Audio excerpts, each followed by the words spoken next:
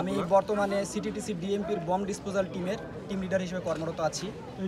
আজ সকালবেলা আমরা একটা কল পাই যে গাজীপুরের এই দক্ষিণ ছায়াবিথি এলাকায় মাটি খননের সময় বিস্ফোরক জাতীয় কিছু একটা পাওয়া গেছে।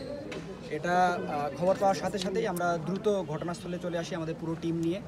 এসে আমরা যেটা দেখতে পেলাম যে এখানে মাটি খননের সময় একটি মটকার ভেতরে, একটা ভাঙা মটকা, যার ভিতরে প্রচুর শক্তিশালী গ্রেনেড, যেটা আরজেস গ্রেনেড বলা হয়, এই ধরনের গ্রেনেড দেখলাম আমরা।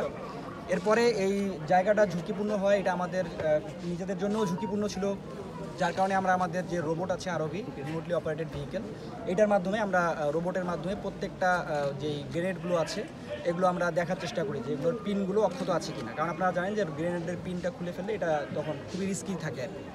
পরবর্তীতে আমরা এগুলো সফলতার সাথে এগুলো সবগুলো গ্রেনেড আলাদা করতে সক্ষম হই এবং দেখি যে না, পিনগুলো ঠিকমতোই আছে। এরপরে আমাদের টিমের দুইজন সদস্য, তারা বমটেক, তারা দুইজন বম স্যুট পরে তারা ওই ঘটনাস্থলে গিয়ে প্রত্যেকটা বিস্ফোরক আমরা ইন্ডিভিজুয়ালি আমরা ডিসপোজ করতে সক্ষম হই।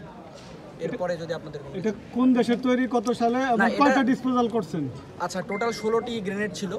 এটা কোন দেশের আরজেস গ্রেনেড যেগুলো, এটা আপনারা জানেন যে এটা খুবই শক্তিশালী গ্রেনেড। এগুলো অ্যান্টি পার্সোনাল ফ্র্যাগমেন্টেশন টাইপ হয়ে থাকে, খুবই শক্তিশালী। এটা কোন দেশের, এটার মধ্যে কোনো ম্যানুফ্যাকচারিং মার্ক বা এ ধরনের কোনো কিছু আমরা পাইনি, যেহেতু অনেক আগের। এটি আসলে আমরা বলতে পারতেছি না যেটা কোন সালের, কত বছর আগে। এটি আসলে আরজেস গ্রেনেড, আপনারা জানেন যে এটা আমাদের দেশে 21শে আগস্টের গ্রেনেড হামলার সময় এই বোমা ইউজ করা হয়েছে এবং এটা আসলে পরীক্ষা নিরীক্ষার দরকার আছে। এটা আমরা নিয়ে যাব, এটা আমরা ফরেনসিক করবো, আমরা বিস্ফোরক অধিদপ্তরে এটি পাঠাবো, তারা পরীক্ষা নিরীক্ষার পরে জানাতে পারবেন যে এটি কবেকার গ্রেনেড।